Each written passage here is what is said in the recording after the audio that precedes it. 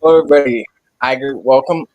It's going to be another edition of the Aftershow. I've already done like a presentation on the Biloxi River track, sort of with some other evidence for dinosaurs and man in general. In the beta seminar section, you want to go to that playlist and watch Dinosaurs and Man beta seminar.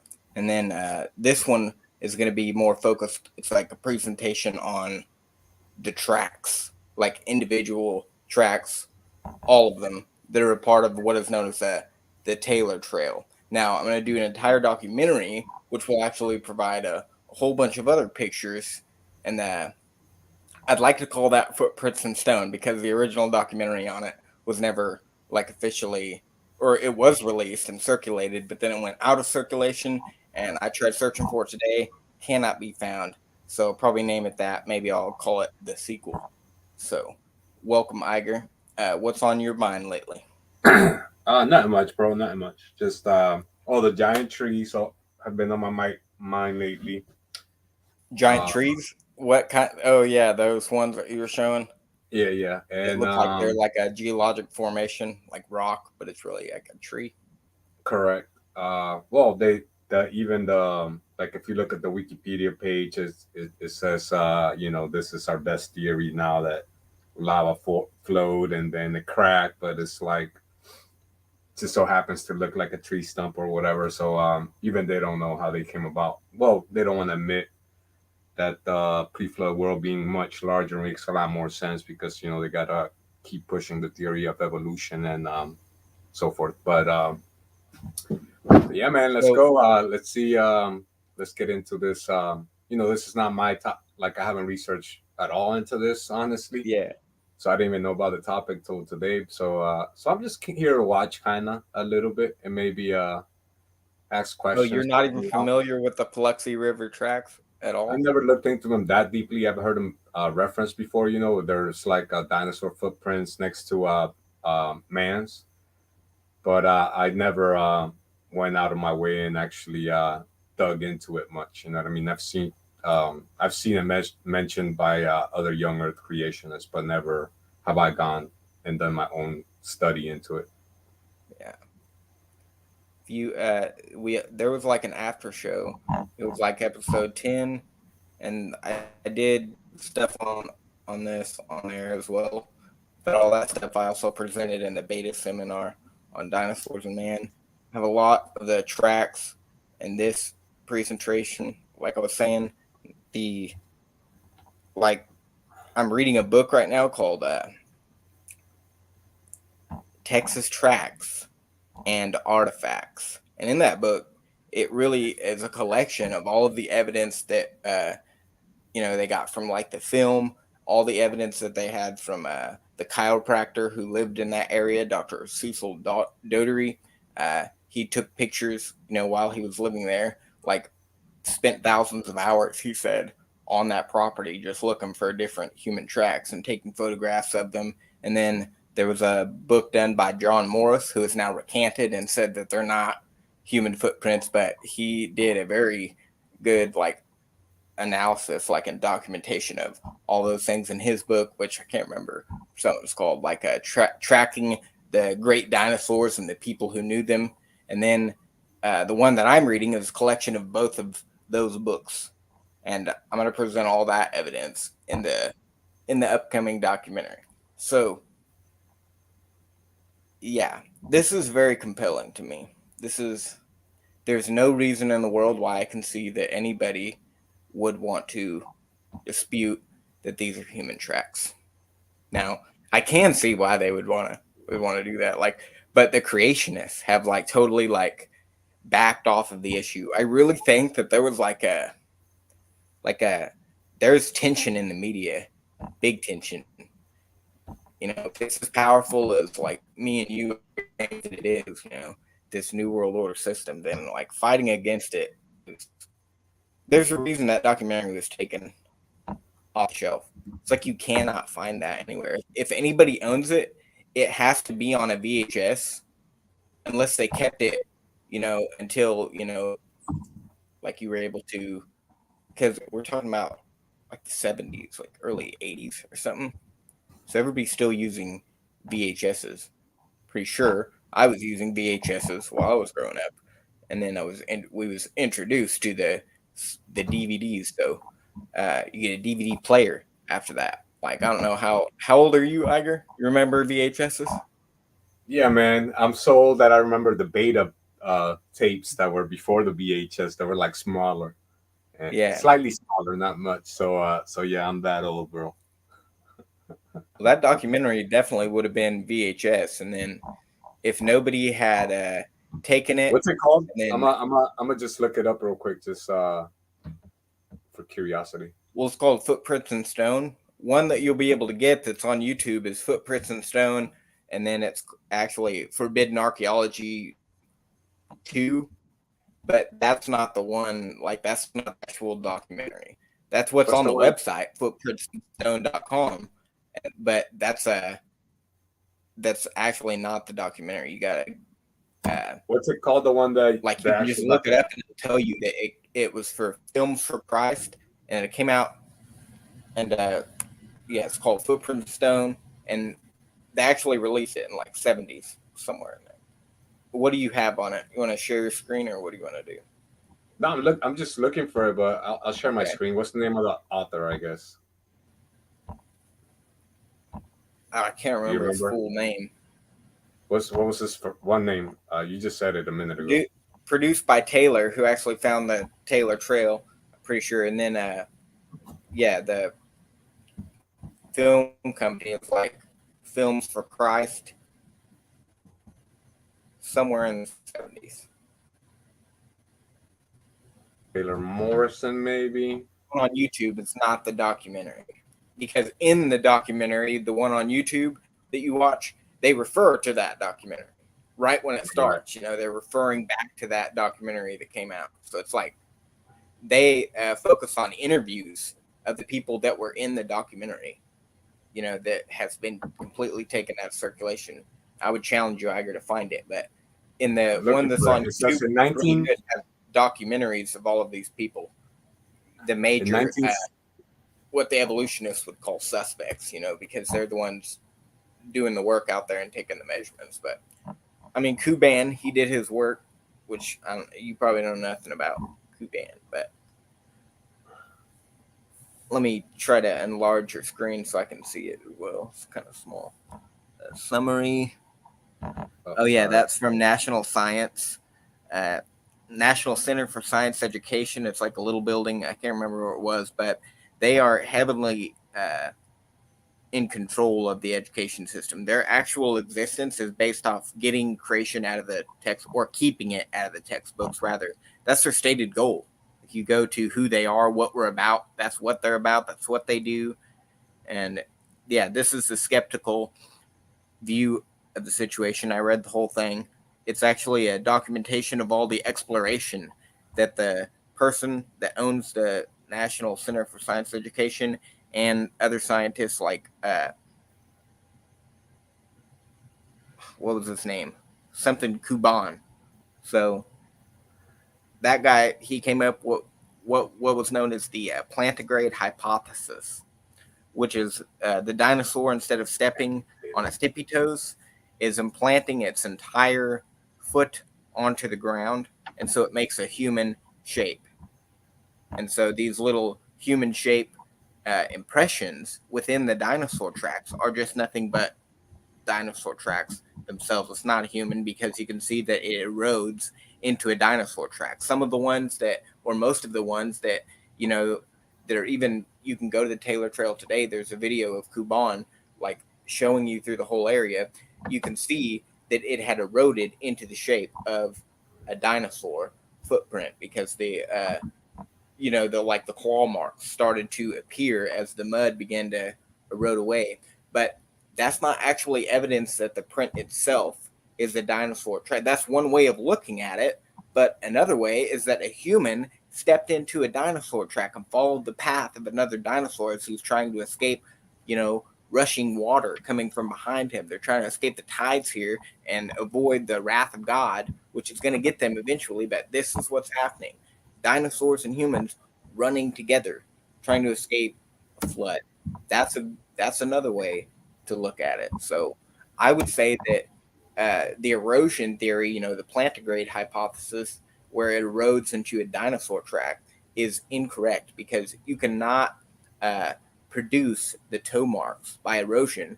He says that it's by ripple patterns that are in the mud when it dries out, like the solidification of the limestone, I guess, around that track and certain things, and the like in the material it's made of causes it to produce this pattern, which you can see in other areas of the rocks. But in other areas of the rocks, maybe you see one or two like rainbow shaped patterns, but you do not see them, in a sloping pattern and connected with an entire impression of a perfectly good human foot. Like the toe marks are there in the photographs, and I'll show you that in the presentation.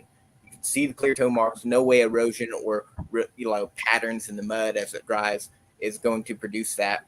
There's no other in other areas of the rock where this ripple pattern exists, it's not producing the full toe pattern. You know, that's not what's happening. So nowhere on Earth, known to mankind, is there a ripple effect in mud as it dries that produces the toe shape of a human foot, which is circular and also sloping. Okay, and you get bigger to smaller. So that's not going to happen with. It's not. I'm sorry, I cannot accept that argument. So there's no other explanation. These are human footprints in dinosaur footprints, and it completely destroys evolution. Many evolutionists have gone on record and said that if they were proven to be legitimate, that would destroy their theory. If you could find a verified mammal skull, within a layer of strata that's supposed to be over 100 million years old, that will completely and utterly demolish evolution. Something like that is what Richard Dawkins said. And I don't see any other way around this because Kuban, that's the guy who everybody, that's what actually caused the film to go out of production, and for John Morrison to step up and say, I'm not going to use the evidence that I came out with this book. He literally wrote the book on the topic and then came out and said, we're not going to do that anymore. And that's because of Kuban and his explanation that they was able to come up with. So basically, they like all the creationists got scared. Even to this day, the creationists, all the major creationist organizations, unless you're talking about Kent Hovind or Carl Ball, who's the guy down there right now as a creation museum, uh, unless it's one of those two, or SFT, but they're not. Well, and they do so much. I would consider them a creation ministry, like a big time creation ministry. They don't have scientists like a faculty of scientists working and researching, but the point is that all of the major creation research societies, if you will, uh, they reject using this as evidence. They say that it's bad evidence to use because if it's not the smoking gun, well, then you shouldn't use it as evidence at all because it's like you don't want to have the smoking gun syndrome where it's like we have to have this evidence because it completely destroys them. So, you know, even if it doesn't look like it, we're still going to promote it. But that's not what's happening. It really is a human footprint Do you want scientifically. to share your slides? What I is don't. it? Do you want to share your slides? I think my video is showing right now. Yeah, we can do that. Yeah, because I like what you said. I found like like a remake and they're taking little clips from it or something. I don't know. Yeah, everybody About it. that's watching, I challenge you. I would love you if you were to be able to do this. Find the Find original that from documentary that came out in the 1972. 70s and, let me have it. Like, find a way to send that to me in a downloadable form or some way that I can watch it because I need that footage that's on that I'm gonna look documentary. for it for a minute. I'm gonna use my not Google search engine see if I find it, but it's Yeah, not you looking keep good. looking. You, you're the guy in the chair right now, and then I'm gonna go through some of this stuff. Yeah, do your presentation. Go for it.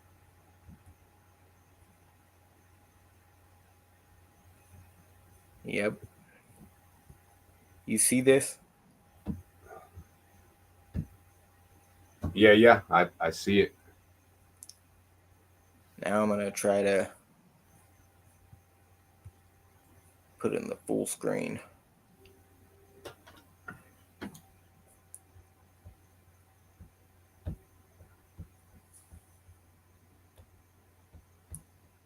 Sometimes this doesn't work. See what happens.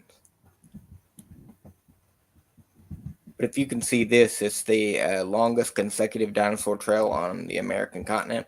To this day, I believe I can there's see it. uh, there's like one over in France in the Jura Mountains where they uncovered like some sauropod long neck dinosaur tracks, and they go slightly less like of a length, and there's less of them even of this trail right here, which is called the Turnage Patent Trail. Now, the slideshow is supposed to. Oh, there it is. Now it's bigger on the screen now, full screen. Yep, perfect. Full screen, bro. Boom. So there that is. Turnage Patent Trail. The guys, Don Patton, who's the main geologist that was in these excavations and taking the photographs that I'm about to show you, that are, the Taylor Trail, like he was doing most of the work up there at the time that they were making the major discoveries and publishing them. Like this dude literally uncovered the longest consecutive dinosaur trail on the American continent, and you're going to say that, oh, well, all this work that you did on the footprints is not legitimate. How many footprints have you uncovered? You crazy. I don't want to say that. I'm not going there and calling people names. But the French village of Planay in the Jura Mountains has 508 feet length sauropod tracks. There's 110 of them altogether. This trail that I just showed you has 527 feet, so you know, a little longer, and 157 tracks, a little more tracks. So you show me a longer dinosaur trail in the world, anywhere. Show me one that's longer than this one, longer than the guy Don Patton, who you know, if you go on YouTube and you search for evidence of the tracks, this is the guy you're gonna find. So unless you're going to Carl Ball himself, uh, Carl Ball would refer you to the slideshow done by Don Patton. Have you ever seen that whole seminar by Don Patton, Iger? I have not. Okay, well that's insane, dude. Like, you need to watch that whole thing. So, Dr. Don Patton, type that in later. Geologist, you might want to put that on the front of it, and then you should get a list of 5 videos: part one, two, three, four, five, and the last two of them are like three and four. It's called the record of the rocks, and he goes through the photographs that I'm about to show you. But these are perfect, what you would call turvy fossils. These are fossils that are up on the top that are found at the bottom. Now, if the creature at the top has not evolved yet, if you're looking at the geologic column, well, then there's a serious problem there. So we find human tracks with dinosaur tracks. This is, basic creation versus evolution 101. It's not supposed to be there. It's not intrusional, because it was overlaid by layers of clay and sand, and it's like it stretches across the whole area. The river that runs through the area cut all of that out, and so we know that it's not like intrusional. It's dinosaur footprints, and it's not carved because nobody today, including the guy who did all of the skeptical research, looked at it objectively and documented it. Kuban, that guy did not say that these were carved. He said that they were formed from erosion. So they're not carved, they're not intrusional. But the third claim that I'm making is that they're not erosional, which he would actually dispute. Here's a view of the area when it's underwater. You can kind of see the tracks here. Here's another side view of the area. See the sandbags in the back where they was doing the. You have to sandbag the area in order to pump it dry, basically. And then once it gets pretty dry, you take rags and you go in there and sponge it out. Okay, so you can get a good look at the track. So most of them were actually photographed. Here's a area, freshly exposed layer, and he's pointing to a dinosaur track there. It's called the McFall Trail. This is one of them which they're currently working on and have discovered several human tracks and photographed them. So I'm gonna give you a little bit of a rundown now on the uh, the history of this controversy.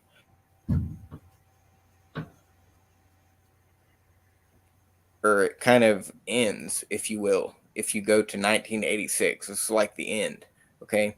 Where John Morris, he's the founder of the Institute for Creation Research, the largest creation research society, company, corporation, whatever you want to call it, the largest one that's out there. And he openly recanted in literally the most prestigious scientific literature that there is. There's no, you can Google this. What is the most prestigious scientific literature? Get your little fingers out and dot, dot, dot, dot, dot, and you'll see what I'm talking about. Nature Volume is at the top of that list. And if it's one of the only times that creationists have been able to speak on a topic in the literature, one of the only known examples. And guess what? It's about. It's like, well, we ain't gonna let you, say anything positive about creation, but if you want to come on our, in our group and you want to say something negative on creation, we'll let you right in.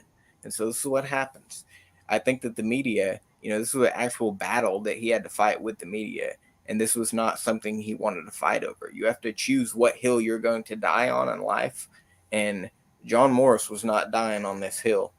So he literally wrote the book on the topic, publicly recanted his conclusion, claimed the human tracks were made by atypical plantigrade footprints of three-toed dinosaurs that eroded through unknown geological processes into human-shaped footprints. Now, if you read that article, he'll say there's no evidence of fraud, and we don't know what eroded them into a human shape. We don't know what could have done that, and we don't have a lot of information. So he's simply saying we don't uh, we don't have a lot of information. So I'm not gonna, this book that I came out with, like something is happening here to where, uh, and of course you can find articles on his website ICR, and he'll talk about it. So he said there's no evidence of fraud.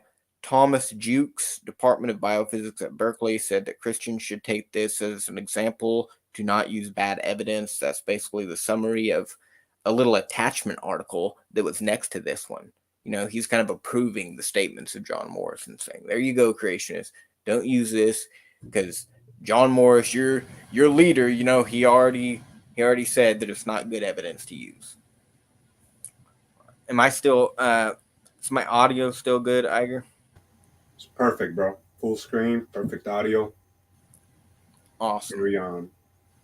So 2 days prior to this article that came out on Nature Journal, 2 days prior, Glen publishes the plantigrade hypothesis. Came out in the New York Times. So it's not a scientific journal even. But I don't know what's going on there. But this is what convinced everybody. This article in the New York Times, and he did other stuff too. But uh, NCSC Creation Evolution Journal, Volume 6, Number 1, 1986, the same year. Uh, this is the article that you brought up, Iger, National Center for Science Education. Uh, they did multiple expeditions to the site with secular scientists involved in the research of Glen Kuban. So creation scientists should not be trusted because the plantigrade hypothesis proves them wrong. That's what the National Center for Science Education says. You shouldn't trust him because Glen Kuban has already come up with an explanation and it's solved. And really, it is. In the eyes of the scientific community, this case has been closed by Glen Kuban.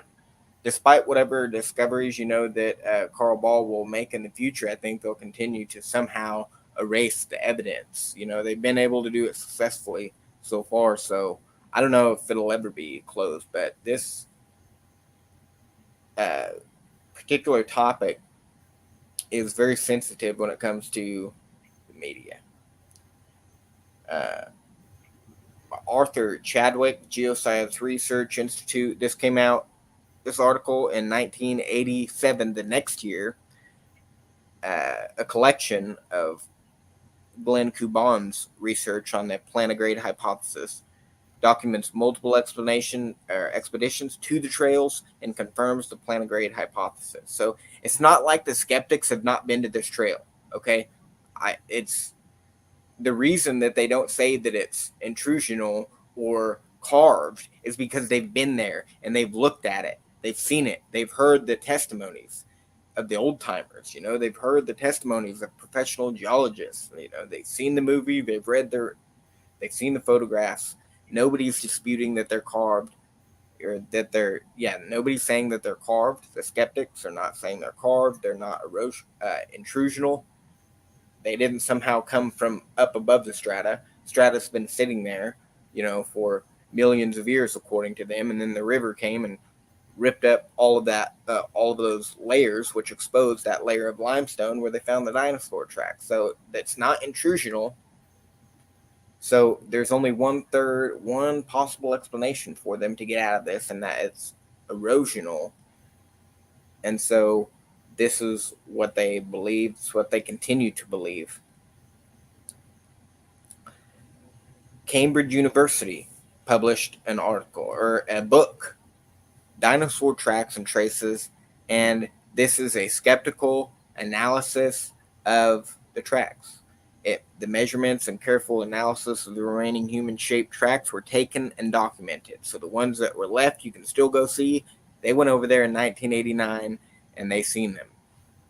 The condition of the tracks is insufficient to dismiss the plantigrade hypothesis, according to this book, and some of the human-shaped tracks photographed during early years naturally eroded into dinosaur tracks. So, just as a disclaimer here for anybody who may be just tuning in, I do not believe this for 1 second. This is just a history of these tracks. So, they claim in this book here, Cambridge University, that the some of the human-shaped tracks photographed during early years had naturally eroded into dinosaurs.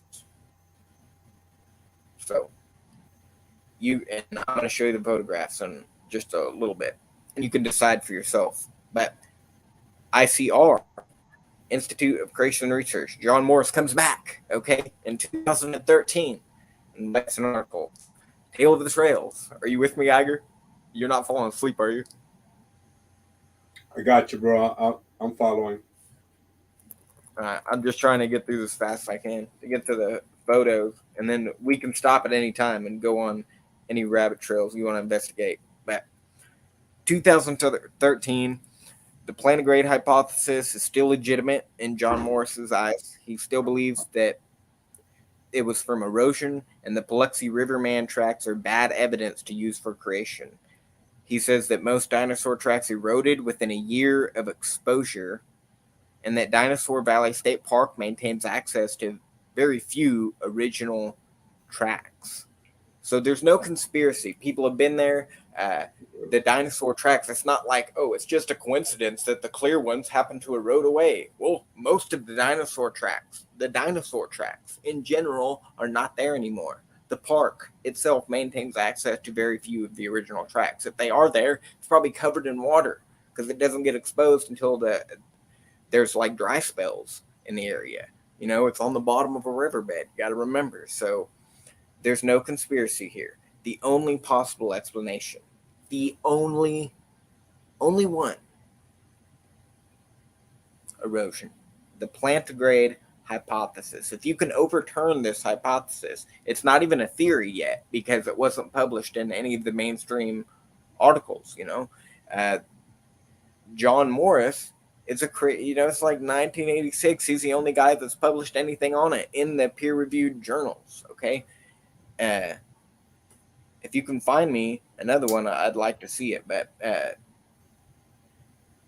if you can overturn this, I believe that have a devastating impact. It definitely shakes some things up, and I intend to do so. But I'm not going to do it 60 subscribers. So like, share, and subscribe this material. Maybe we'll get somewhere eventually. It doesn't matter how long it takes. If you're willing, I'm willing, people. So there you go. If you can show something that's supposed to be down on the column up here, you know, that's okay. There are examples of that, by the way. You got the coelacanth. Okay, we catch a lot of them. We've caught over 400 of them that's been documented. This is like an ancient fish that's supposed to be in the Devonian, way at the bottom of the column. So, multiple examples of this. That's not really what they're looking for. We do have good evidence, though, based on this, what they call living fossils, that just because it doesn't appear in the column above a certain point, that means that it went extinct and it no longer exists.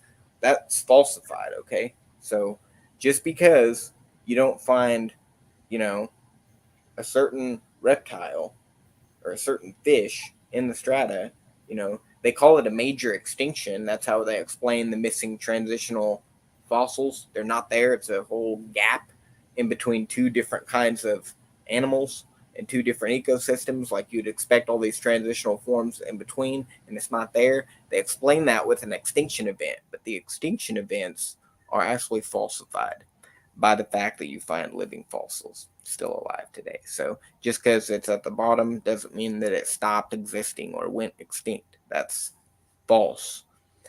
Now, the next thing we want to do is find something that's supposed to be at the top, at the bottom, and that's even more compelling because if it hasn't evolved yet, how in the world is it on the bottom of the column? What is going on here? That's what we want to do. Richard Dawkins, he said in The Blind Watchmaker, we should be very surprised to find fossil humans appearing in the record before mammals are supposed to have evolved. If a single well verified mammal skull were to turn up in 500 million year old rock, our whole modern theory of evolution would be utterly destroyed. Notice how far that he sticks his chin out on this. He is very confident that this is not possible. And the key phrase here is well verified. So if you can well verify it, that's a little tricky with the way things are in the world. It's not really how the world works. If you're Dave Chappelle and you want to cancel your show, it's not just going to be like a walk in the park. So you can ask Dave Chappelle on that. When you mess with the powers that be in the media, you will get stricken down. You do not know, what you're messing with really. If you think that it's just going to be easy, like you're gonna get really popular and then start saying things that are just going to overturn evolution, and they're gonna like you will get canceled at the bare minimum. Okay, and if you do so happen to get really popular, they'll probably just find a way to imprison you. Anyways, I say bring it on. So Richard Dawkins, many other evolutionists have gone on record and said the same thing. Stephen Jay Gould being one of them. So first, before we get into the dinosaur tracks, I want to show you the Malachite Man. This was a human skeleton remains. Uh, I don't know if it's in there entirely. I don't know if they found a skull or not, but this human skeletons, multiple human skeletons, in the same formation of Dinosaur National Monument, not in the same exact area, but a little ways down the road, I guess. We know it's the same layer of strata because strata, sequences span from multiple continents, so, and that's evidence of a flood, by the way, but that's not the point. You have a human skeleton in the same Dakota sandstone, which is what uh, those minerals are called that make up this layer of geologic strata. The Dakota sandstone, which contains the dinosaurs, you can go to a Dinosaur National Monument. The same layer of strata contains the remains of a human skeleton. So now Richard Dawkins is in a lot of trouble. Near La Salle, Utah, actually, he's not because the media is paid for, but if you go to La Salle, Utah, like this is, uh, you can verify there's a layer of strata there that's the Dakota sandstone. There's been skeletons exposed in that area. Here's a picture. Here's another picture. Here is a side view of the area. It's actually a part of a mining operation. Started in the 30s and then it got deeper in the 70s. There's a road cut all the way at the bottom of this. So you can just like look up and see this massive wall of strata where they've been mining. Now, here's another uh, here's another view of it. So the road cut is way down there at the left, okay, at the very bottom, and that's actually where you find these skeletal remains, 50 feet down.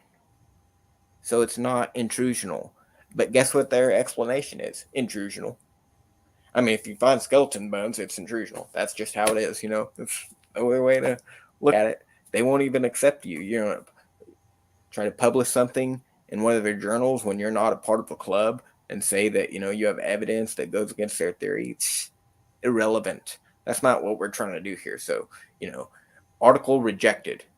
Maybe try again next time. So that's not going to happen. But I'm telling you, it's legitimate. There's no way it's intrusional. Most of the bones are replaced with malachite.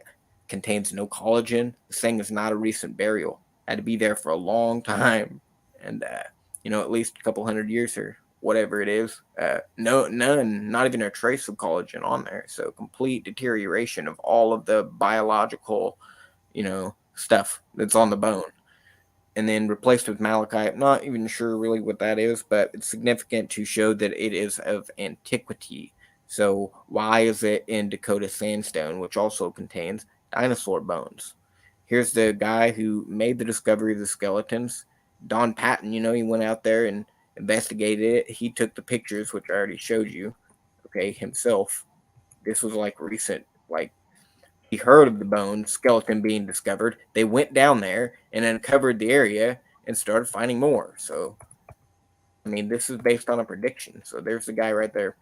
His father was doing work in the mining operation of the 30s. So there's been history behind this stuff. So now back to these.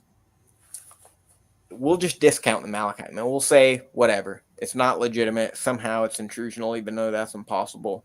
Whatever. Let's try to find what's our next bet, other than finding literally finding a human skull in the same strata as dinosaur bones. What else can we do if we can't find that? And the next best possible alternative is to have dinosaur footprints in the same strata of a human. That would be the next best thing. That's what we try to do. They're going to try to say it's erosional, but is that erosional? You really think that that's going to, like, even if it does erode into a three-toed dinosaur track, you really think that like a dinosaur made that imprint right there? Because how is, like, that doesn't make any sense. It's a human that stepped in a dinosaur track. If it was another smaller dinosaur, perhaps a different kind of dinosaur track that stepped in the other dinosaur track, which is kind of what they're suggesting, and that this is just like erosion, is that a dinosaur with a human foot? Because it'd be just as logical to say that there were humans back in those days walking around with dinosaur feet. It makes just as much sense. So what this is a damn human foot. I don't care. It just doesn't even. That's why the Paluxy, the people that live in Glen Rose, most of those people, if you ask them, you go door knocking one day in that area, they will tell you that they believe that humans lived with dinosaurs. Okay, even though the majority of the world is lost, you go in that area, go and live in that area, and then tell me. Then tell me. And these are not even the ones that have been numbered and measured. I'm just showing you a couple. uh, the one that on the right looks like there's a human footprint in the middle of it. The one on the left, obviously dinosaur. So you get a close up on it. Looks like you can see, the knuckle marks, where you step in the mud, and then the mud kind of squeezes up in between the crevices of your toes, and then fills whatever gaps are created when you're squishing down the mud, and then the human lets off the mud, and then it leaves this impression. It looks like a human foot. This one was like one of the very first ones that they uncovered when Carl Ball went down there. Uh, they had already been photographed and stuff, so that's what, like, the controversy had already been started, and so he went down there to investigate it. His original excavations uncovered stuff like this. He brought the Dallas Crime Lab down there, and they identified it as a human foot. So that's like one of the very first ones. The famous Taylor Trail analysis, you have 14 in a left to right pattern. They had students out there, and then they would ask them, is this a left or is this a right? They would get down there, they would measure it. They're all approximately the same exact uh, length. Uh, you can tell if it's a left or right. It's a trail of 14, so left to right patterns. If you see one, you know, old man in a mountain. Okay, you look at the mountain and it looks like an old man. Okay, maybe that could happen. Maybe erosion of a dinosaur could like somehow erode into these tracks. And I'm about to show you the photographs, but let's just say maybe that could happen. Yeah, maybe one time, but not left. Each and every one of them is gonna erode into the shape of a human foot. I mean, no, it's not. It's just, think about it, because the clear toe marks, which I'm about to show you in the photos, it's not going to happen that way. So, um, I was going to say something else, but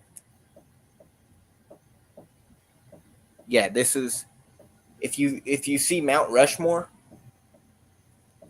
you know that it couldn't have just formed by weathering, erosion, exfolia of the rock, thermal expansion. There's no explanation for four men on a mountain, even though there may be for one.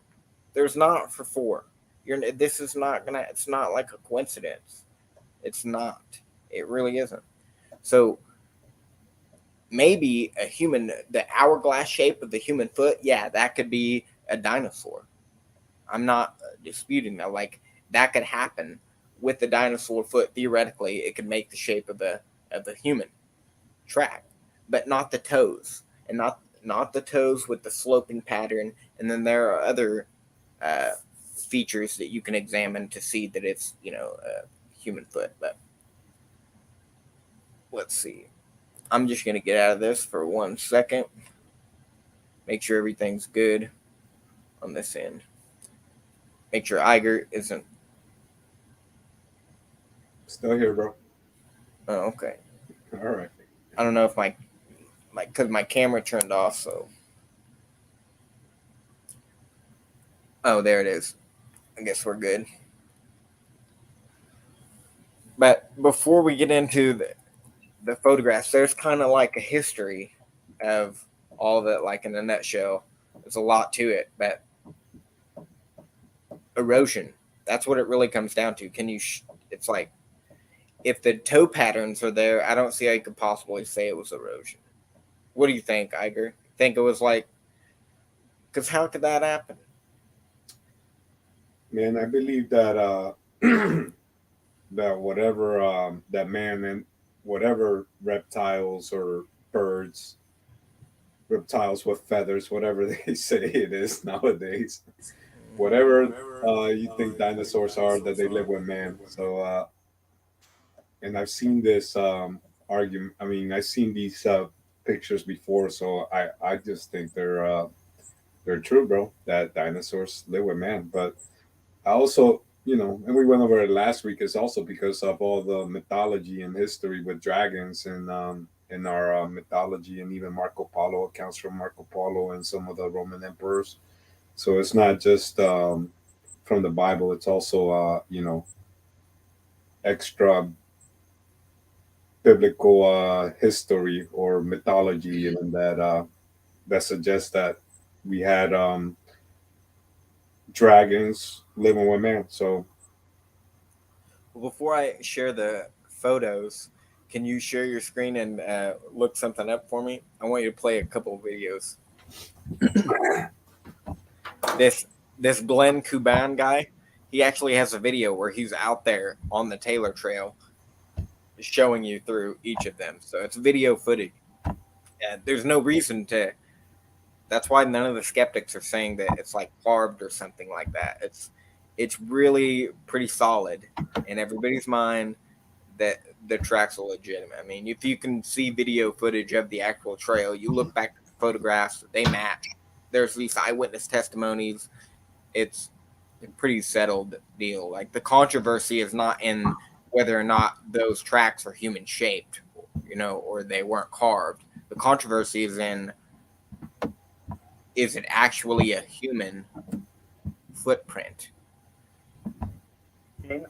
what am I They looking have up? a clever explanation for it. But if you really look at it, that doesn't make any damn sense what they're saying. But so if you look at Iger, if you type in um, let me see.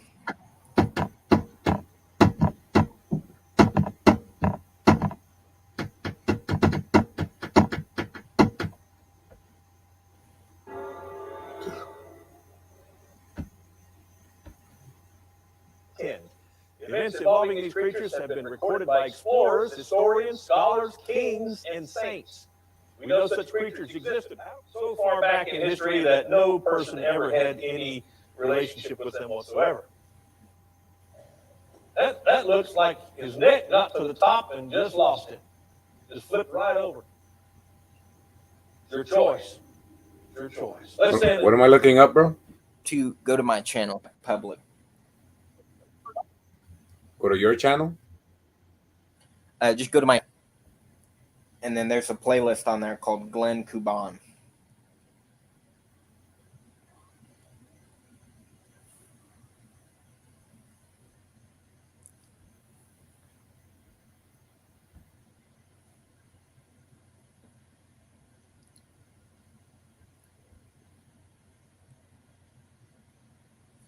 Yep, that first one there.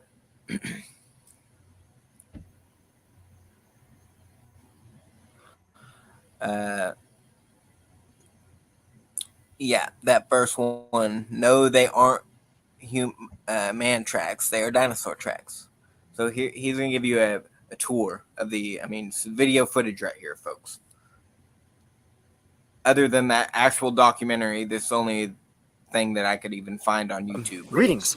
And once again, we're at the bed of the Paluxy River near Glen Rose, Texas, and we're talking with Glen Kuban, an expert on the dinosaur footprints and dinosaur trackways of the Paluxy River. You may have heard of the Paluxy River before because there have been certain films that have been made and claims by creationists saying that there were dinosaurs and humans walking alongside each other. Now, this is sort of problematic because that would be during the layers that we call the Cretaceous. That would have been right in the middle of the flood. And so how could people have escaped the flood while hundreds of feet of sediments were being deposited below them? Then they came out and ran around, and then they were lots more sediments deposited over them. What exactly does a creationist mean by the word Cretaceous? But this is the Cretaceous layer, and we're going to learn a little bit about some of the footprints that have been made famous as supposedly the prints of dinosaurs and humans. This is the famous Taylor Trail, perhaps the most renowned trail of alleged human tracks. There are other types of tracks that weren't even in the riverbed, apparently. Some carved on loose blocks of rock, and they're not promoted anymore by most creationists. There were also some just erosional features that aren't tracks of any kind that, again, aren't promoted. But then there are many of these elongated tracks that were mistaken by many locals and creationists, especially years ago, for human tracks or giant man tracks, as they sometimes call them. Because they're very large. They're bigger than would be made by... Right, they're considerably longer than the typical human foot. I have a smaller than average size foot, but if I put my... I don't know, that's super choppy, Agar. But you can see the difference. There you have it. You can watch that whole video in the playlist.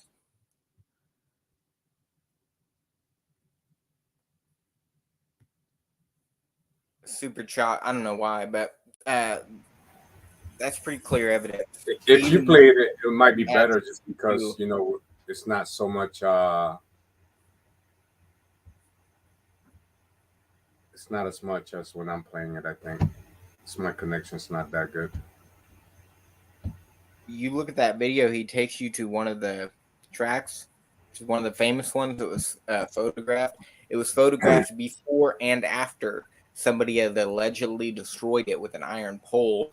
And the people that are, you know, at the museum, at Carl Ball's museum, said that it was Glen Kuban who had come into the museum, and then he went out there with the, like, in the river. That's what they were saying. So that's based on eyewitness testimony as well. And he actually shows you, and when he's taking you over there to the track, he says, this is, you know, one of the famous tracks, negative 3B, which they say, you know, that, you know, I may have destroyed, ironically. And he's like, well, it's not destroyed, you know, it's not a human track, it's a dinosaur track. So it's like saying that it's not destroyed. It's kind of weird, but I mean, I believe that he did actually destroy that track because someone did it. You know, it's not like, I mean, who else was going to do it? Why would somebody destroy those tracks? That's not good. That it was some of the clearest tracks, two of them, the two clearest tracks. I think there was 3 that was destroyed, but 2 of them were really clear tracks, and they were destroyed.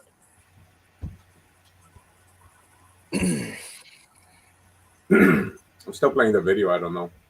Maybe I could just skim through it and show a little bit more without the audio, and then you can talk over it.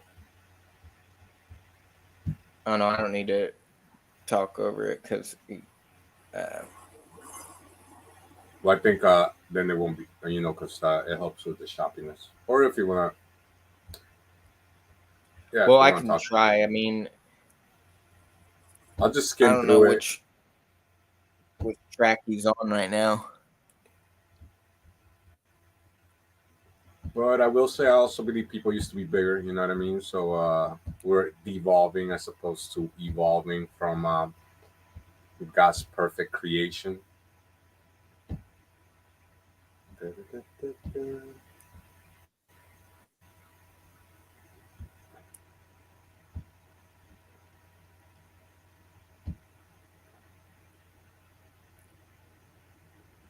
This one can't really make anything out.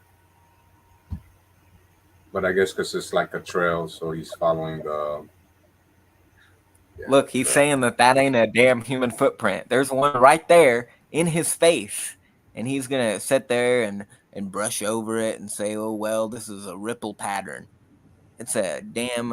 It's like, is this guy insane? It is a part of the heel of the dinosaur track, but that's because a human is stepping into the track that's already there instead of stepping in another, you know, fresh blanket of mud, which is gonna. It's like if you've ever ran in the snow, you know what it's like to try to chase somebody. You just step in their path. So this is what's happening here. The human is using the path of the dinosaur track that was already made, so they can get faster across the landscape that's flooding around him. That's what's happening there. It's obvious human footprint. He's sitting there looking at it and he's denying. He's saying that the ripple patterns in the mud as it dries out is able to produce that kind of a shape, which is mind blowing. Mind blowing. I think I have it in yeah, look there. I mean, what is that? It looks like a left foot to me. That really does. You have the toes over here, but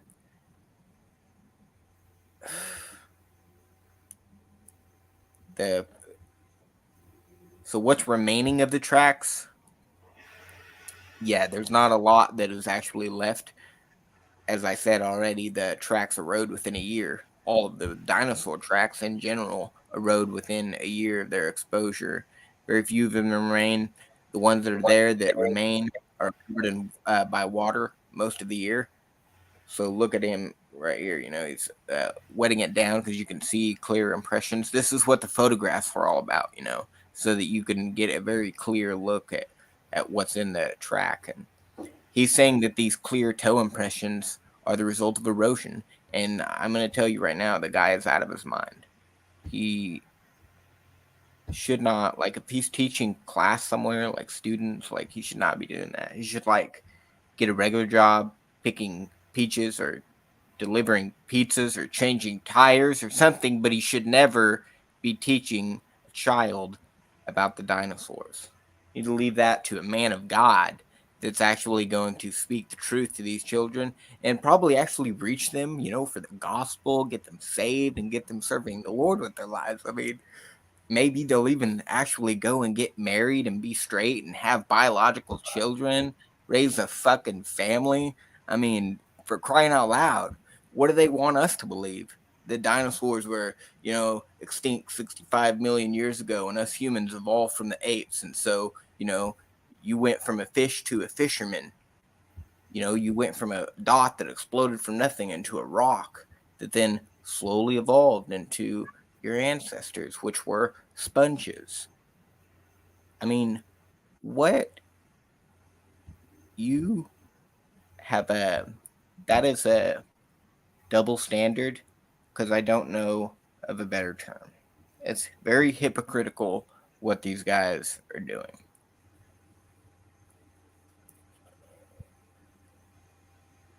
I don't have anything more to say on that. It's recommended though that all three of those videos should be watched because it's a pretty, it's good video footage, which isn't available anywhere else that I can find. People just walking over the area, that he is actually at the trail. It's not even on YouTube. So I plan to go there myself, and I will Where's walk this at? that entire river and document everything that I see when I You go live there. close by, no? What is it? You live around this area where this is at? Yeah, I live in Oklahoma, so it's like 6 hours, I think, from where I live. It's not too far of a drive, but I would have to have a whole, at least 2 days to be down there, walk the entire river, not photograph. I mean, I'm gonna film. I'm just gonna film with my phone anything that I see, any suspicion. Which I'm obviously, if I'm over there because I have a map. I mean, I know where to go. It's not a hard area to navigate. It's just along a river. So you got like the McFall Trail, you got the Taylor Trail, you got this other trail over here, you got Dinosaur national. They're side by side, literally. Like there's some distance significantly, but yeah, the secular museum is like up here, and then Carl Ball's museum is down here, and they're saying the completely opposite things. Carl Ball's like, we have evidence for dinosaurs and man, and then the museum over there is like, there's no tracks that are of human origin on any of these trails. That doesn't happen. It's never happened, and I don't know where you heard that. They act like they don't even know that Carl Ball exists down the street. It's like, I don't even know. Where are you getting this idea? Strange. What are you, like a tourist? You live around here or what? It's like the people that live around there don't know that there were human tracks in that park. I mean, several witnesses to that, saying that the park itself, Dinosaur National Valley or whatever it's called, Dinosaur Valley, yeah, they used to have tracks of that they had posted on a sign that they belonged to cavemen. I don't know. That's just. But are you ready for these photos? I'll run through these photos now. All right, here we go. Here's the photographic evidence. We have video footage in the documentary, but there's no way to access it, unfortunately. But fortunately, we are able to verify that it's not, like a fraud. It's not intrusion, and it's not carved. Even the skeptics agree on this, and they did most of their research on it. So they would even testify that it's a legitimate track in the shape of a human foot. They just disagree that it's actually a human foot. They say that it was formed by erosion. So there you go. I don't necessarily need video footage of someone actually looking down at the tracks, even though that would be good. That would be compelling. It's just not necessary in this case because the skeptics have already physically been there and examined and photographed the tracks themselves that look like human footprints. So here we go. The analysis, they put a number to identify each track. They measured it. They figured out if it was a left or right. It's a 14-track trail, left to right, consecutive. This is negative 3B. See there, 11 right, I believe is what it is. Yeah, right foot, and it's highlighted here, and this is unhighlighted. So that's what you see. You just like wet the track down and get your best angle with the sun just at the right location. You can see this right here, and then if you add some coloration and highlight the area, this is what actually the impression that was actually made. You can see the toes there. You can actually see them a little bit here. And they would say that that was formed by a dinosaur. Straight up, patterns in the mud when it dries out just naturally produces the perfect shape of a human foot. You are stupid, wicked, or both if you believe that and teach that. There is a dinosaur track there. You really honestly believe that that's going to erode in the shape of a human foot. Your elevator does not go all the way to the top, son. You need to get some help. Help. You're deluded. Strongly deluded. Strongly. Look at this footprint here. You can see the big toe right there, how it's kind of imprinted. So here's the next one on the trail called +3. So right foot and shape of the human foot, the indention of the big toe, maybe a coincidence, right? Here's it is. This is the same thing underwater. So you can see the dinosaur track. It's obviously either a human footprint or a dinosaur footprint in the middle of this bigger dinosaur footprint. It's one of the two. Here's another view of the same track. You really... this is probably one of the less clear, compelling tracks of the sequence. Now let's move on to +1. This is after much erosion had already taken place. So you see like the left there, like it would be in the shape of a human foot if there wasn't a chunk of rock missing over to the left. And so that's what it looks like post erosion. This was actually a cast, though, that they made before it began to erode. It's what it really looked like. And they put a human foot next to it. But that's not compelling. You think, oh, well, yeah, just so happened to erode, blah, blah, blah. Even though we know that everything erodes down there, all of the tracks, whatever. They made a cast. I mean, what else do you want from these people? But okay, +5. Here's one view of the track. Here's an overhead view of the track when the whole area is wetted down. And then here's another side view of the track with the human foot in it.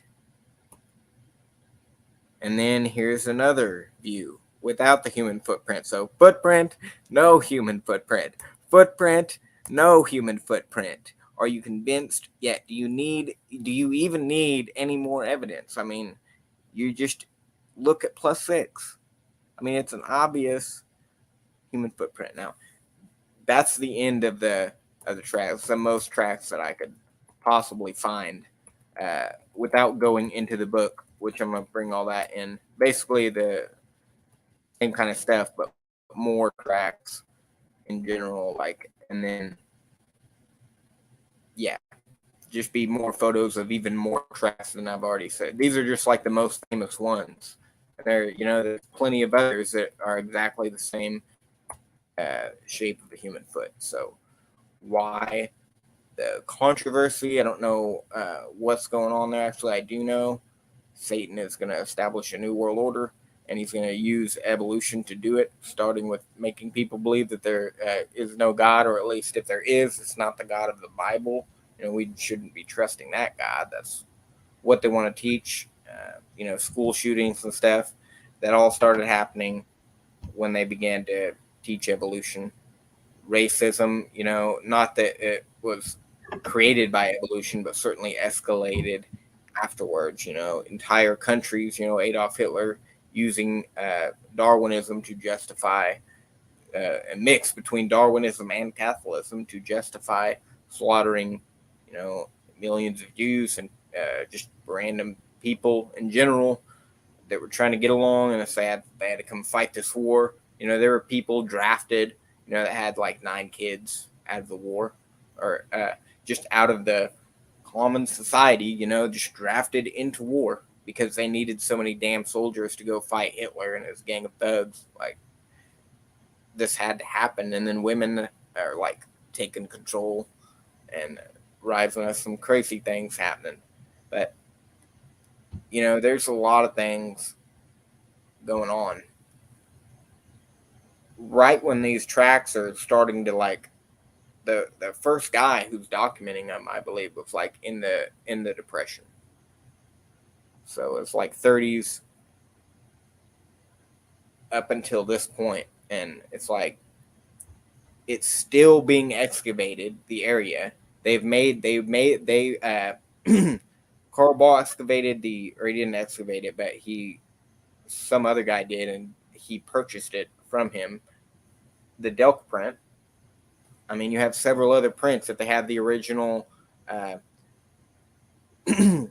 slab of rock that the print was in. So the original track that you cut out and then you transport it somewhere. They were doing that when they first started hearing there were dinosaur tracks in the area. The media, the press, and the scientists, they were engineers. They were all out there digging this stuff out and shipping it off to museums. So there's at least 3 very well verified and tested original tracks that are in the museum. Now, people want more than that. You can certainly find other tracks with the dinosaur and the human. There's a Japanese scientist that actually went down there and extracted a slab of rock containing a human footprint and a dinosaur footprint. Okay, huge slab of rock. And they took it back to Japan with them and put it up in a museum. So that's actually one of the things I read in the book that I'm reading. But it's not like the tracks are illegitimate. they're definitely legitimate, and they're not from erosion. So this is a smoking gun evidence for creation, and most of the creationists are like, "Oh, you shouldn't use that. It's bad evidence." How in the world is it bad evidence? One of their other arguments, I'll tell you, is that they will say that and this is a creationist argument for it. They'll say, and then I think that probably Kuban would definitely agree with this, that the print itself is too big. Even though they publish articles, on giants living in the earth, they're going to say that the track is too big. Like, that doesn't make, I don't know why they would say that. And then they're saying that the stride is too long.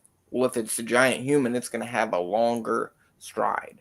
So I don't even know why they would bring that up in their research. That doesn't make any sense for the creationists. Maybe for the skeptic to bring up the fact that it's too big to be a human because they don't grow to be that big, at least today. But what's going on in this comment section? I haven't even been seeing. I don't even know why I've been too focused on this, and I'm not even looking at any of the comments. And there's people in there saying stuff. It's just me and Peter. We're in agreement. The dinosaur tracks. My backup channel over there. You'll recognize the icon. Live this Saturday, I'm gonna be on Modern Day Debate with Salvador Cordova, I believe is how you say his last name. What? We'll be debating T-Jump and then some other guy on the age of the Earth. So you can check that out. That should be pretty crazy because I intend to turn it into a dumpster fire. Okay, because I'm gonna push some buttons. If they have dumpster fire flat Earth debates on Modern Day Debate, I'm sure they can handle a dumpster fire age of the Earth. I'm going to shake some things up. So make sure you're there for that. Anybody in the chat. Peter, Iron and Clay. Oh, that's you, Iger. What are you doing with your... I can't even tell anymore. Oh, it is just you and Peter in the comment section. It's just me, bro. It's just me. That's my new backup page for now. I'm still thinking of a handle for my next project. Kind of like that one, but I don't know. A new name. But, man, this has been just boggling my mind lately. Can I boggle your mind a little bit? I got a little short presentation on mud fossils. Oh, yeah. What is it? Yeah, so, I always tell you about these giant petrified mushrooms. Share the screen again. It's glitching out. Hold on. Be up there in a minute. Pew! Make sure it's not... I always tell you about the giant petrified mushrooms that even the atheists don't debate. They'll tell you these were in the Jurassic period. And these are just when the tops fall off. It looks kind of, people think it's something else, but it's just when the tops of the mushrooms fall off, they look like male genitalia, I guess. So when you see that, people assume it's like male genitalia, but it's just when the mushrooms lose their tops. Maybe a cow came by and ate them, or some other type of animal. But anyways, the atheists, the mainstream science, they won't deny these giant petrified mushrooms. But when we talk about giant petrified other things like the tree stumps, they'll debate that. So this is like a 5-minute video, I guess.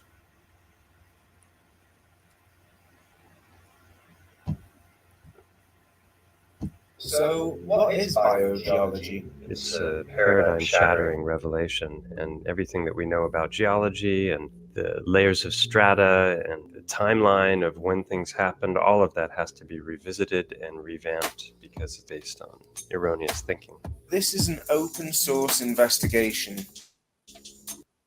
We need people to participate by comparing more results and conclusions, because it's always good to question what you've been told, especially now. Thanks to all the people sharing on the internet and social media, we can see far too many correlations to just keep dismissing them as coincidences. My theory is that when you find iron ore, and especially when it's attached to limestone, that what we're looking at is the red blood that is rich in hemoglobin, which contains iron, as opposed to the venous blood, which is the purple blood, which doesn't have the same quantity of iron in it.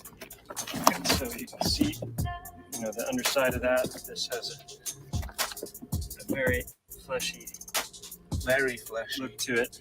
Wow. Take a look at this trabecular bone and compare that to this. This is rock that's found on the top of the mountain. This is a real good example of the Swiss cheese trabecular bone. See multiple channels, and here there's both iron ore and the reddish earth that's coming out. Now, some people might think that the earth has been packed in there because of flooding, but I've shown in other videos that there are larger rocks, which we'll look at one in a moment, that chunks of the rocks have broken off, exposing channels inside the rock with the reddish earth oozing out of the channel. Yeah. So that kind of debunks that explanation. But this has been fractured or broken, and so has this. But on the other side, you see these micro blood vessels. So as the tissue has been broken, then the iron ore accumulates. If you look down in here, you can see all of these smooth, curved passages, and there's channels, and those channels become smaller channels. You can see the remains of the reddish earth that's all the way up here. The iron ore is caked throughout the channels. Okay, but if we look over here, we've got a block that's about 3 foot, and then you have this massive hole here filled with, guess what, reddish earth, right? Isn't that strange? And you'd expect that red earth would be at the bottom. If it was from, rainfall, then it would go to the lowest point. But the point that it's packed up to the top suggests that it was in there before the weathering. And again, here you see these little lines that are like micro blood vessels, which you would find in bone. In cortical bone, you're going to have a thick, compact bone with occasional channels going through it, and that's what you're seeing. And then here, if you look down, you can see there's a big channel here. And then the thing about blood vessels is they're fractal in nature, like trees, right? You have a trunk, and then you have a smaller branch, and a smaller branch, and a smaller branch. And so that's what you're seeing is this big one opens going up, into smaller. and then it goes into smaller and smaller ones. So explain that to me through erosion. Yeah. And how come these ones are going down and this one's going horizontal? You'd expect them to follow a bit more of a suit, a bit more of a pattern. So you'll find stones that are kind of a combination of the two. I call them transition stones. So you've got the trabecular bone that's becoming cortical bone. Yeah. In between. So you'll find one side has thick, non-vascular stone, and then the other side has the Swiss cheese. Here we can see the blood flowing through bones in all directions, thoroughly down the centre, and blatantly much less in the dense outer layer. These stones, I believe, are all chunks of titans. And if you get up on them and you look down, you see that there's loads of different kinds of histology, the tissues. And you can see some that have the iron ore that's caked onto the side with little openings like that one over there.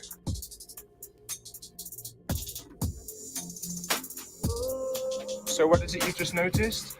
I noticed that this rock looks like a lot, like the structure out of a lung. You see Spongy. here, like that's like the blood vessels that go into the lung. Oh my goodness. Mountains of evidence to support alternative theories that conflict with many of the explanations that we believe to be true, which causes us to ignore, suppress, and sometimes even censor the new information, instead of just verifying it by applying the scientific method.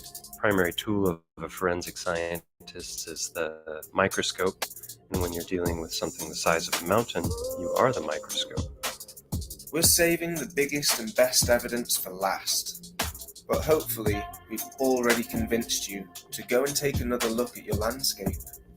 In the next episode, we will share our external and internal observations of the Montgo Mountain in Javier, Spain, which happens to have 50 correlations with the anatomy of an elephant. Now, that's a lot of coincidences. Any final thoughts, Mike?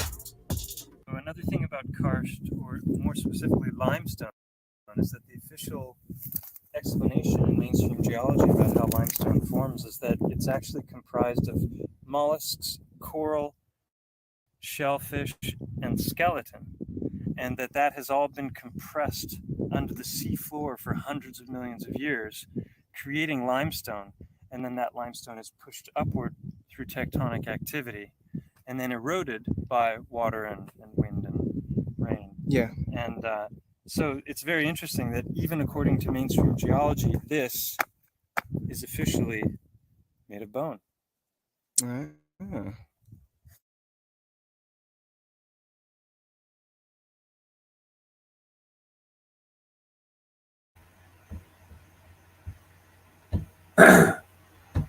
Yeah, I talked to the one guy, bro. He came on my channel one night. He went into that mountain, and they were talking about the correlations between the bears. I mean the mountain and. Are you talking about like giant animals, like Yeah.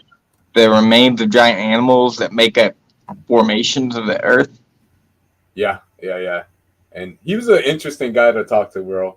This guy, man, he used to be a Freemason, and he said that he realized. Dude, why do you listen to these guys? It's like crazy, this is bizarre shit that you're into, man, all the time. Every time you come on here, it's like something new. The gravity isn't fake. The nuclear bomb was a hoax. Now we have some crazy shit here, man. Hold on, before You started talking about, I mean, you had me at, mushrooms. the mushrooms, so nobody denies, bro. That's the whole I went thing. on something totally. But then we got the way I started was with the giant trees, and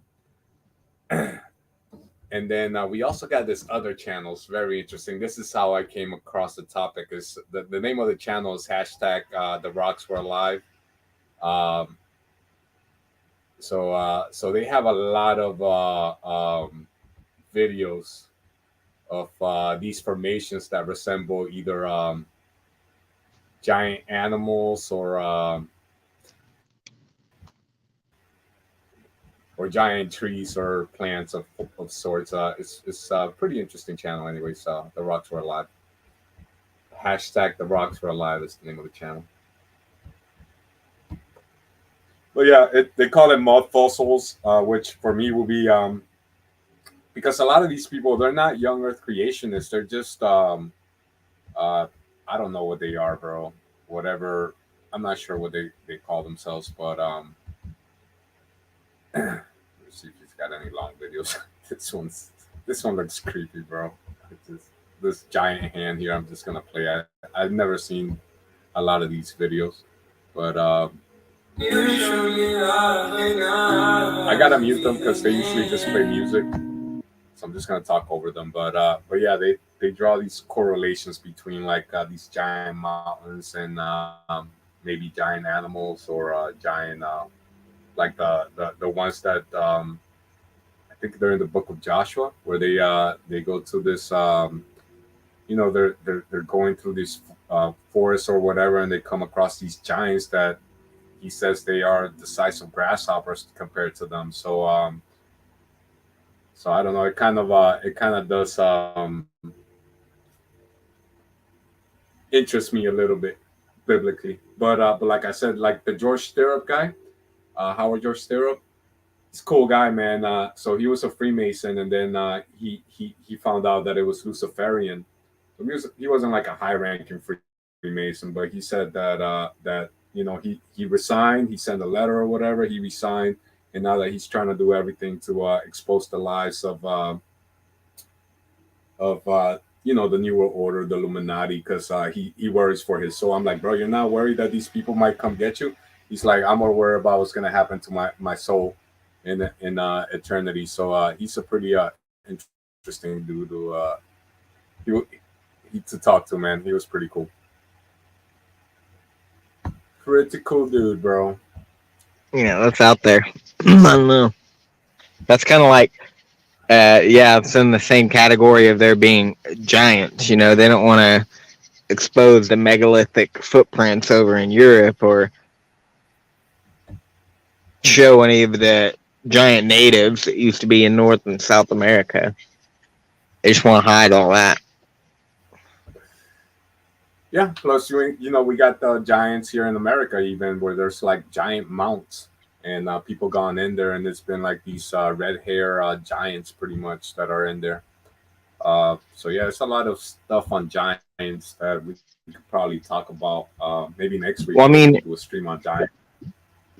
Yeah, you look at the geologic column, and there's giant fish, okay, in that column. Okay, like what do they call that? What's that name of that huge shark that they say existed millions of years ago? This fucking thing is Megalodon, enormous. something like that. Yeah, you should Google that. That thing is huge. Is it bigger than a blue whale, the megalodon? I don't think it would be. Has anything ever exceeded the size of a blue whale? You can literally swim in the artery of one of those things, and they still live and breathe.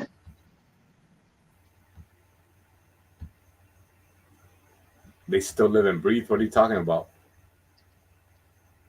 I'm talking about they still exist. A blue whale. It's the largest animal on the planet. Let's see. It's getting kind of late, but I'll play this in the background anyways. For next week's exploration.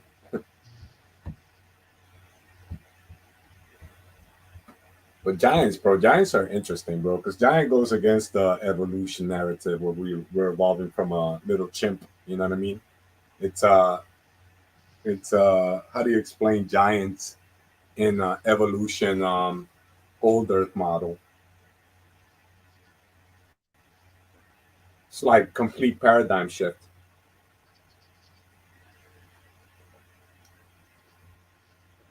I know I seen like a snake temple, bro, and I'm like, it was like a giant snake. It was petrified. Yeah, see, there's a man in the mountain. Giant man in the mountain. I will tell you this, bro. Like, I believed in giants, but like you, I believed in these maybe 10-foot giants like Goliath, right? But these are like giants. Like even you said the other day how the Book of Enoch says they were like how tall? 30 elks or something like that. You said. You remember? Yeah, I mean that's just what I. How tall is that? How tall were the giants in the Book of Enoch in today's measurements? I don't know, like 32 feet or something, at least. I'm gonna Google it. How tall were the giants? These are bigger than that. I mean, what is that? One of the giant dicks that got petrified? This is ridiculous. No, what you're showing, man. Are you kidding me? No. What is that? A frog? Yeah. Remember I told you when the mushrooms lose their tops, that's what you get. So you got a dirty mind, bro. I'm sorry. They're actually mushrooms. Nah. They're not gonna be. Yeah. The atheists don't even debate that, bro. They concede that they were mushrooms from the Jurassic era. That's the one thing we have that they agree with. Well, that one guy that looked like the rock that was shaped like a human, he's like laying on his side, or this thing. That is not an elephant. You can analyze the minerals that are in that and see that it's not elephant molecules, if you please. Well, we can go do it. And do you live near any mountains? I mean, there's not really any mountains in Oklahoma in general. The Panhandle has No, some. it's pretty flat. I Okay, have yeah, I don't some live high near any hills over mountains. here.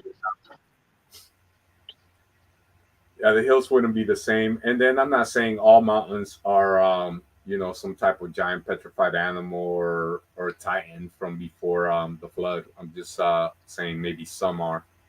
But let's see. I just googled up how tall were the giants in Enoch, and it says in one Enoch, they were great giants whose heights were 300 cubits. A cubit being 18 inches, 45 centimeters. This will make them 450 Damn, feet tall. that's like 300 137. feet. That's more than that. It says A cubit is a foot and a 400, half. 450 feet tall. That's the first thing that comes up. I just put how tall were the giants in Enoch. 300 cubits, 450 feet tall, 137 meters. So yeah, That book is full of shit. according to the book of Enoch, this is actually possible, bro. That's a Now I will lie. say, I will say. Sometimes I look at some of the stuff they present, and I'm like, that's a lot of pareidolia going in there. You're like squinting, trying to make it out.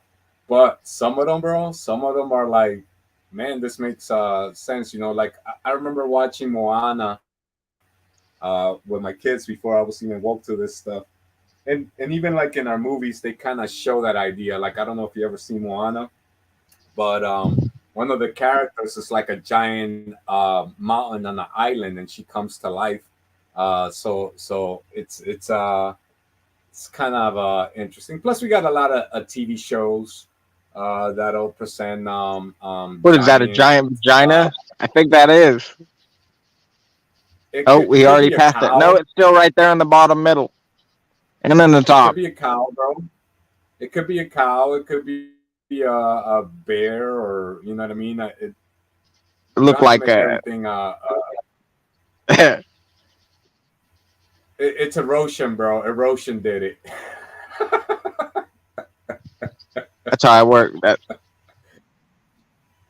That's me. You should hear my This one here, I don't see anything. get my Like I dad or say, my grandma or my uncle Joe on this live stream. Hearing a lot dirtier things than what I'm saying. You might wear protection for your brain at that point. I would like to talk to your dad, bro. I would love to talk to your dad. Is he there? Put him on right now, bro. No, Or he's up next week. in Next week. Dallas. He just had surgery actually, like stage 4 cancer.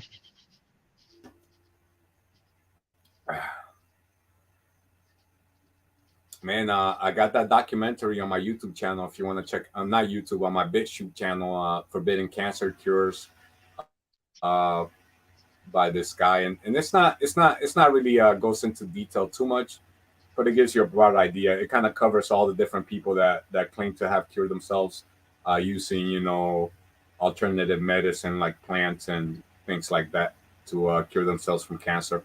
I saw the one story, bro. I don't know if you ever heard about this one. Have you heard the story of the arm wrestler guy that got cancer? They sent him home to die because they tried everything, all chemotherapy, and it was that was it. He was done. It was the second time because like the first time they got rid of it, but then he regressed, and then they send him home to die. He starts looking for alternative medicine. He comes across apricot seeds, and then he cures himself from apricot seeds. Then he goes to he cures himself from cancer. Then he starts telling people how he cured himself from cancer just eating apricot seeds. And then they lock him up in a federal prison for like 5 years for selling apricot seeds online. Have you ever heard of that story? I'm about to switch to that real quick. Yeah, man, that's legit. It's fucking crazy as hell. You have heard of that story? I don't know if it will work Yep. for all cancers. I don't know what type of cancer No, that has, dude. but I was. Kent Kent Hoven's son Eric, he used to sell those apricots on his website and they actually made him stop. Yeah, they don't want you curing people from cancer, brother. That's a big industry. We got the American Cancer Society. They make probably $1 billion a year from donations to not cure cancer. So why would they want to find a cure when it's like a multi-million-dollar industry? You know what I mean? So yeah, man, this whole world is corrupt, bro.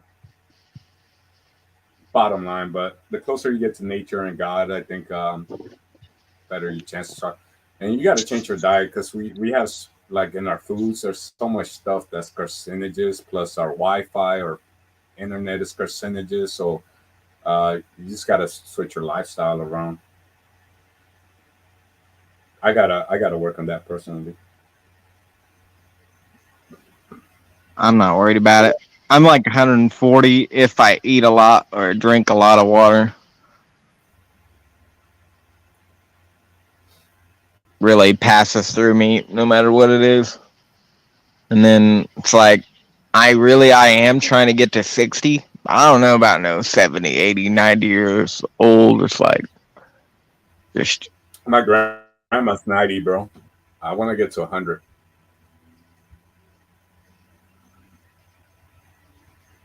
I'm trying to get to 100 years old, bro. But I don't know if I will be able to because I got so many bad habits. I eat not fast. Yeah, I eat fast food once in a while.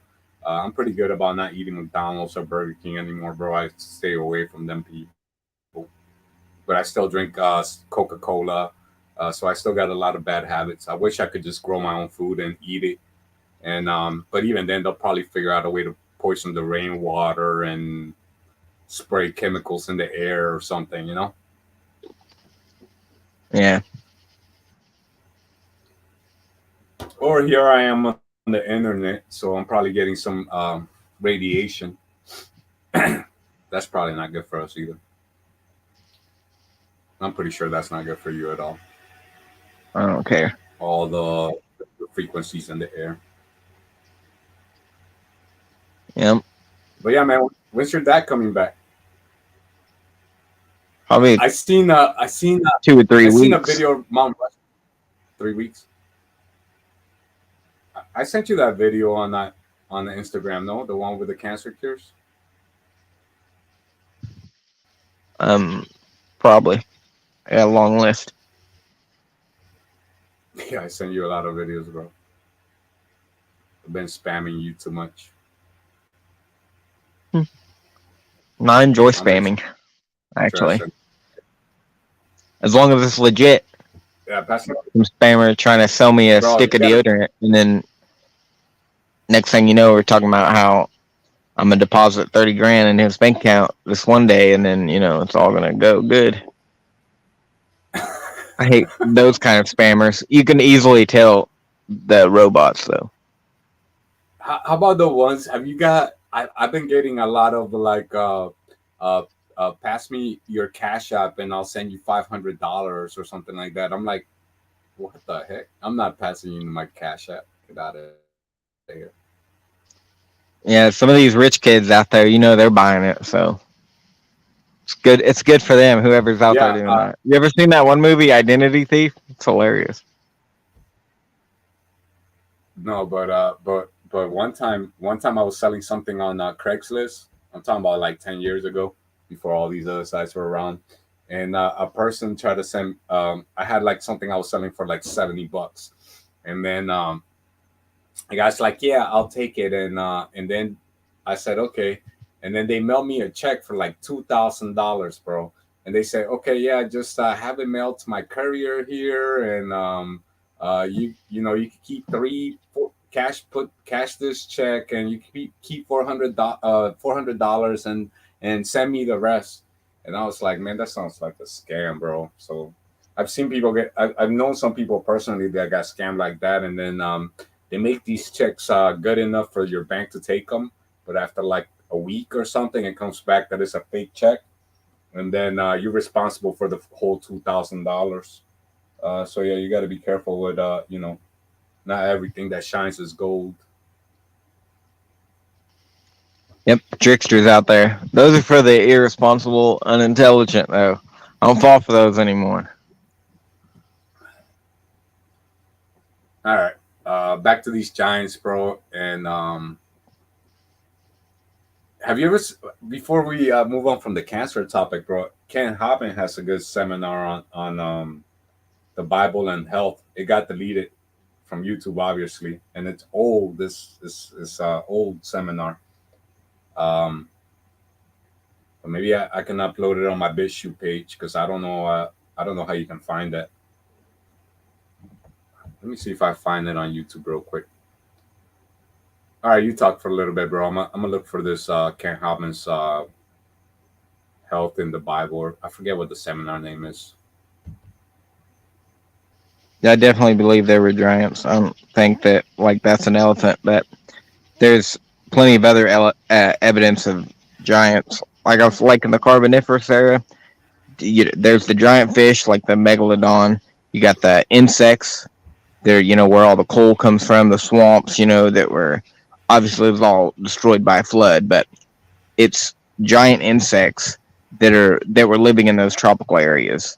So if you're looking at the geologic column, it's going to be like the lower portions, and then you have the giant, dinosaurs in the top layers of strata. You'll find the mammal fossils. They're all giants, the giant sloths, the giant beavers. I mean, with those tropical insects that are in the coal seams and the layers around that, you find these giant trees, these huge fern leaves. You find all kinds of giant. There's a guy that is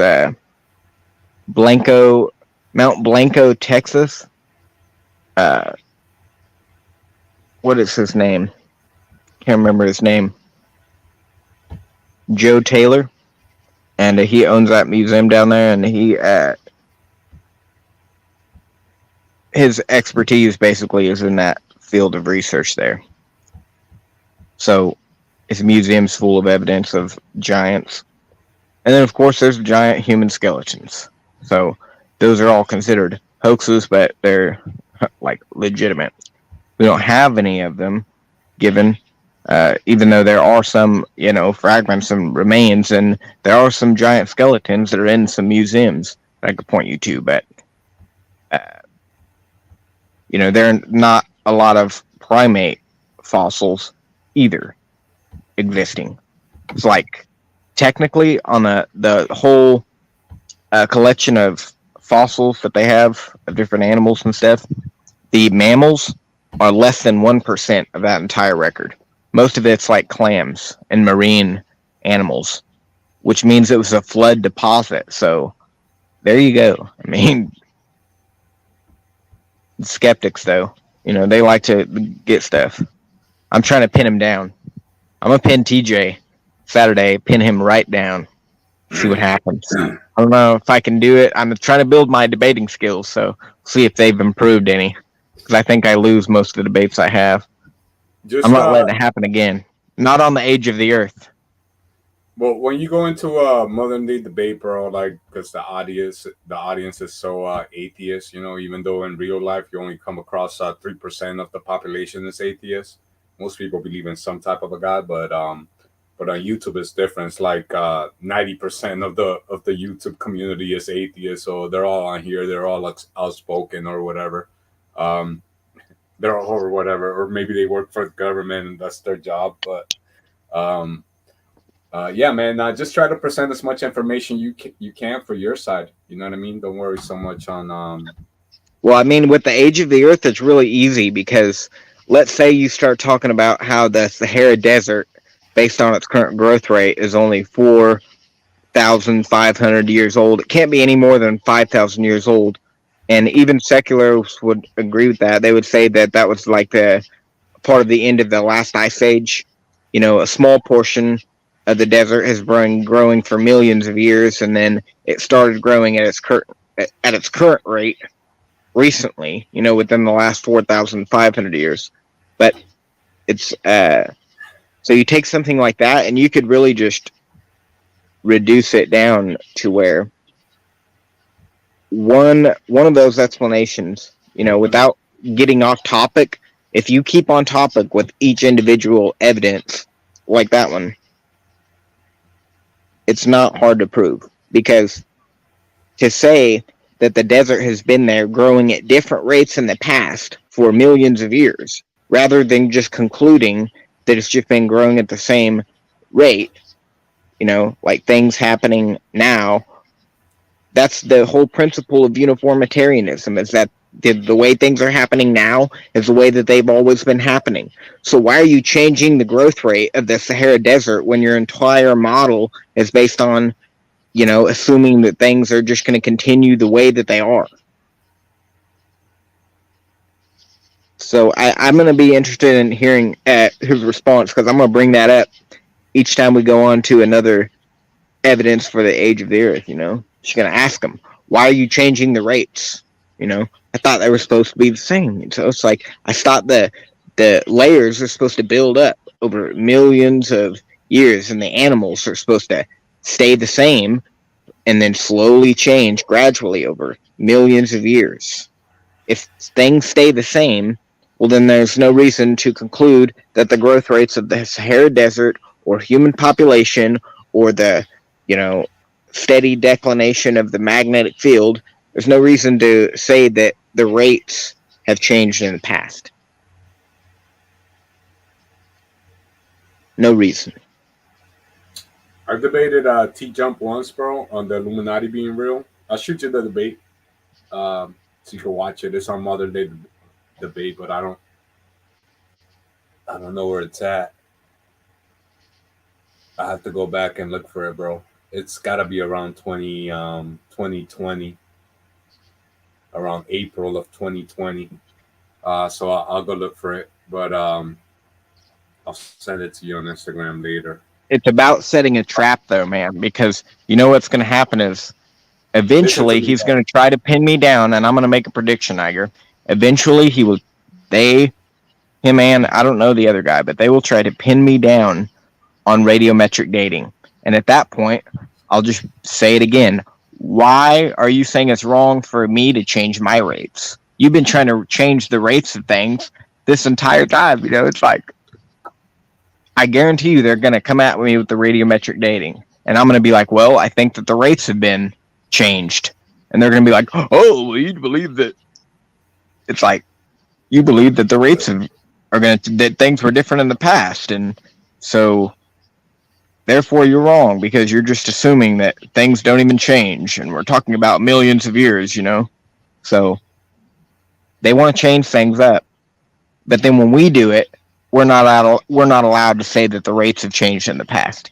It's like a double standard, dude. It's hypocrisy. And they need to be exposed for that. T-Jump will deny everything you tell them, bro. Like, it doesn't matter if you're pulling up, like I pulled up letters from, one person writing to another, talking about the Illuminati, how they were in it. And he's like, I talked about Albert Pike being a Freemason, and he just denies everything. He denies everything that does not support his claim. So he'll just deny everything and say we made it up, and a creationist or whatever Christian, whatever he's debating, he's just gonna say that was placed in there. But the atheist stuff, that's not planted by the occultists or whatever, but if it's something that supports young earth or Christianity or whatever, that's all planted by these evil creationists and Christians that are just fabricating things to prove their point, or so yeah, just be wary of that, and at the same time, don't try to focus so much on T-Jump. Just try to lay out your information. If you can come up with an hour of information, try to lay out as much of it as possible. Just say, okay, that I don't know that, but just try to lay out your information. That's my best advice to you when you get into these debates with these people, because they're just going to deny everything, and then but the people watching, you might get them. You know what I mean? Just lay out your information as best as possible. Try not to let them try to pin you down on a topic and move on to the next topic. Yeah, I heard a Albert Einstein quote. It was like yesterday. He was like, it goes, everybody is a genius. But if you judge a fish, rather, by its ability to climb a tree, it will live its entire life believing that it's stupid. Yep. The fish, Yep. doesn't know any better. It doesn't have any information. It's just being told by the scientist, you're supposed to be able to climb a tree and you can't do it, so why aren't you doing it? It's kind of like,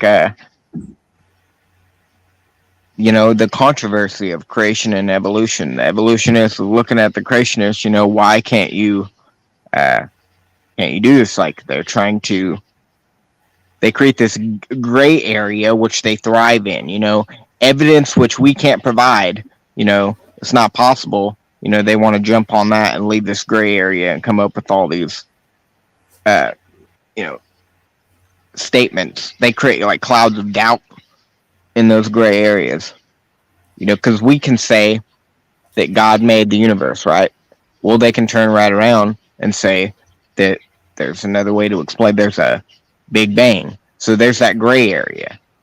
And if they can get all the scientific community on board and, establish some kind of a group, get a lot of politicians involved, maybe, just maybe, they will persuade the majority, that gray Honestly, area is in their that's how they favor. operated through history, bro. Like they used to have the back in like Einstein's day, they had some type of society for that. Now we got peer review, so they always had some type of 3-4 letter organization that the taxpayers fund, and somehow they get control of it. It's it still boggles my mind, bro. How they enslaved humanity and got us to fund it. The normal common folk with yeah, it boggles the mind, bro.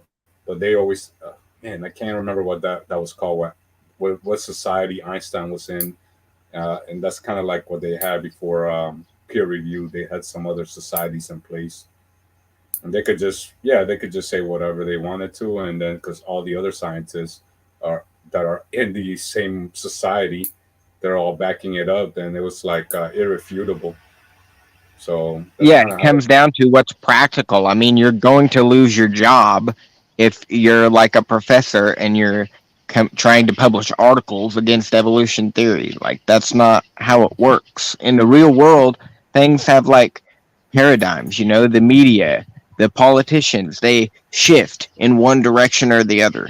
And so you're not just going to be able to go and publish a journal on capitalism if you live in North Korea. This is the way that it is. They have control of the education system, and there's no doubt about that. That's why there's no creation and there's all evolution in the textbooks in most states. Some of them have fought back, but I don't know. That it's pretty obvious to me. You look at the Scopes trial and every other creation evolution trial that's happened since in America, you know, like they have had very expensive lawyers, an entire team of investigators. The media is definitely in their favor. They get the National Science Foundation gets like $5 billion from the government every year. So with control, if you get control of that, well then you can uh, establish a propaganda machine. That's what that is. It's what evolution is. And it's nothing more. It's a religion surviving on tax dollars alone. Yeah. Dead. Yep. And then we wake up to this, and then the next generation comes along, and it's like a cycle, bro. By the time you hit your 30s, 40s, maybe close mid 30s, you start to wake up to the deception, one way or the other. I think a lot of people, not everybody, but a lot of people seem to start waking up, and then but they're getting the next generation. So um, I found a link to Kent Hovind's. It's called Creation Science Evangelism. Kent Hovind, the Bible and Health. Pretty cool. He goes over a lot of topics that are. I'm surprised it's still on YouTube, bro, because he's been pretty straightforward. In his old videos, 30 years ago, 20 years ago, about 20 years ago, and but yeah, I put a link to it in the live chat if you guys want to check it out. I found it on YouTube. And then also, there's a link to the channel I'm sharing right now. It's hashtag the rocks were alive, and they got some interesting videos, bro. That's kind of hard to explain sometimes.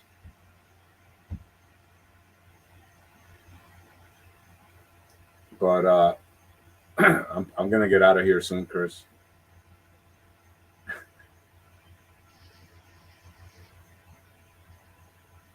All right then. I'm gonna finish out the end times seminar sometime before next Wednesday because I just want to continue with the creation stuff. We can get in. I have slides on the giants and like the Garden of Eden pre-flood world. We'll do that next Wednesday All if right, I'm down. possible. Though I'll send you the link whenever I do the live on the end times. In times, I think it's the newer order. I think the newer order plays a big part. The globalists, obviously, but I think their main structures right now is the uh, United Nations, the World Health Organization, and the World Economic Forum. I think that's kind of like their hub. It seems for what they're planning for the world next. And yeah, man, I think we're very close to the end times. I think we're already in Revelations chapter 6. That's just my take on it, and we can talk about it next, or whenever you do it. Well, what about this theory? All of Uh, those powerhouses that you mentioned, kind of, you know, because what about like the other nation? Because you got Europe, right? It's like a collection of all these nations, but they're still. It seems like there's something missing. well, I know What you if got a they? fixation with the Muslim people, but I want to say there's like a little coalition of the what do they call that? That's already part of it. It's called the United Arab States, I think, and they're kind of already Okay, yeah, yeah. So United Arab Emirates, they're a part. What are they a part of? What are you saying that they're a part of?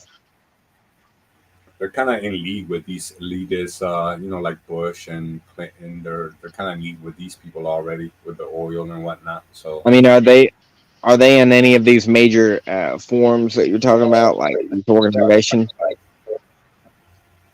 let me look. Because there's literally 10 kings in the United Arab Emirates,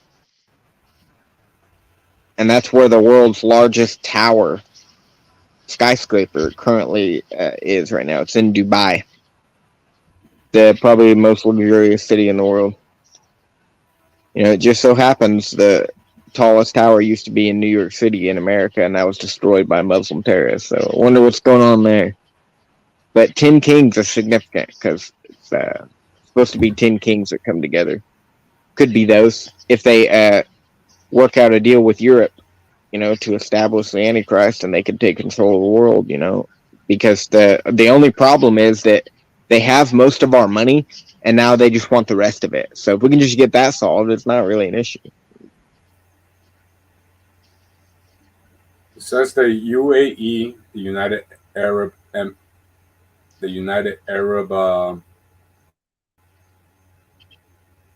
Emirates, Emirates. The United Arab Emirates joined the Arab League on December 6, 1971, and the United Nations on 9 December. So I think they are a part of that already, bro. So they're Yep, already in they're league. part of the UN. So they've been in Oh league man, since the '70s, bro. So that's what I'm saying. This is I think and these people in the United Nations, bro. They want they have this uh, agenda 2021, and they have an agenda 2030, and it's to make the world, a one world government. So they're working for it real hard, bro. And I think that's like the second beast, because the first beast I still think is the Vatican, and the secret societies. They all stem from the Vatican. They were Knights Templars, then became Freemasons, then they had Jesuits, and I mean, you could go back further when you start looking at the secret societies, because you could go back to the days of the Greeks around Jesus' times. They had who was it? Pythagoras. It was Pythagoras that started like a secret society back then, and they were sworn into secrecy. They couldn't say nothing for like a month or two. They weren't even allowed to speak. And then, but what Pythagoras did, he went to Egypt, study from the mystery schools of Egypt. So he would, you could date this back. If you really go back far enough, you can go all the way back to Adam and Eve. The synagogue of Satan. If you want, we could do the end times next Wednesday, and then we'll do the Giants the week after that, bro. I don't know if I can wait, but okay, it's a deal. We'll do it. All right, so next I week, really love the Giants topic as well. But I don't want to stop talking about the end times, bro. Like, we could keep that going to 10 episodes, because we'll do one every month or so, maybe, or random, whatever. Just because stuff is gonna happen, and just so we could talk about it. You know what I mean? We're gonna see a lot of. I know Peter has a lot to say about the United Nations and all these bills that they're creating, how they're trying to give power to the United Nations. So maybe Saturday even you could do the episode 5, and me and you could do episode 6 2 weeks from now. I don't know, bro. We'll talk about it. Or yeah, we'll see I mean, but, we can definitely continue with something else, because I got like, I don't know, man, hundreds of slides. I've only used 50% of them, probably not even that, and I've already finished the whole thing. We're already on part 5, the final thing. I have like other stuff on other topics. You could do 10 episodes, bro. Season 1, episode 10. Yeah, we could start something. Season Start 2 a TV episode. You are Iger TV. Yeah. Season 1, episode 10. Each season I have 10 episodes, and then season 2, season 3. No, we'll have to start at 1 once we get off the, because it's the rise and fall of the New World Order. It's a part of a series, so we'll get off of that, and then we'll do something else after that. That's not gonna end anytime soon, bro. Because even according to them, their timeline is by the year 2030.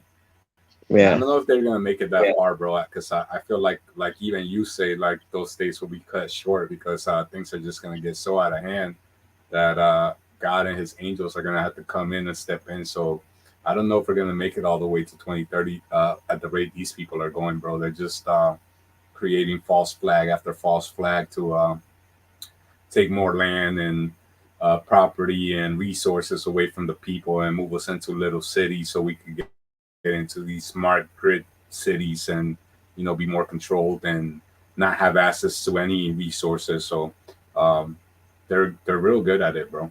You got BlackRock and Vanguard buying out, like you got Bill Gates buying out, being the number 1 farm owner right now, and then you got BlackRock and Vanguard buying all the real estate. So these mega corporations are trying to take over the world. I don't know if you heard about that. Bill Gates is the number 1 farmer in the world. He's not a rancher. He wouldn't do that. Here, let me look it up for you real quick, so you don't think it's just me saying it. No, I believe you. Like, partial a just little. so the audience doesn't think I'm just saying it, bro. Can you share my screen real quick? That's wild, though. He's not a cowboy.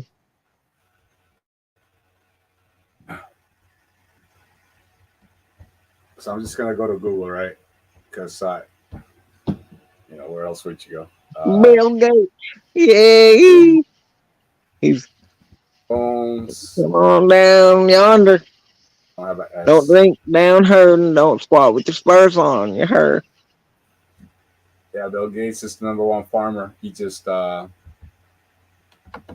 it a couple of years ago, bro. Right when all the pandemic started. He's making a ton of money off these injections. He makes a lot of money off that. Who owns the most? That's interesting. I never looked that up. Oh, here we go. Who owns the most farmland in the U.S.? Let's see.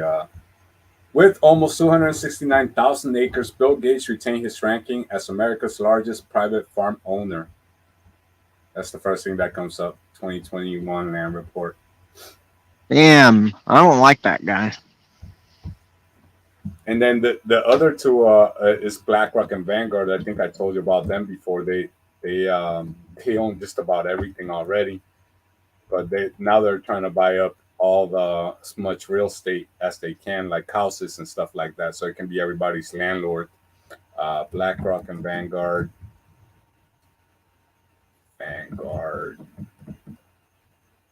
uh, real estate maybe. Buying real estate that just pops right up. Yeah, they're buying.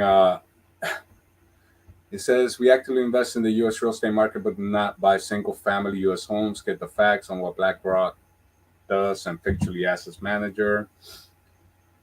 BlackRock's not buying individual houses in the U.S., providing capital mortgage for help.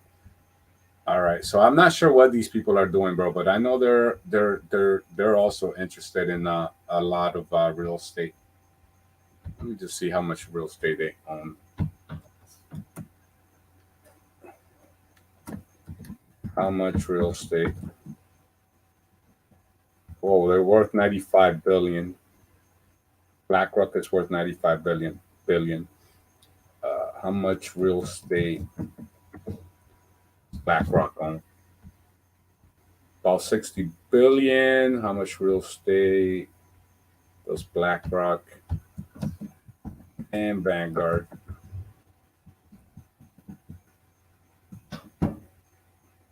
$20 trillion, bro. With 20 trillion between them, BlackRock and Vanguard, $20 trillion in real estate, bro. All right. This is probably better for the end times seminar.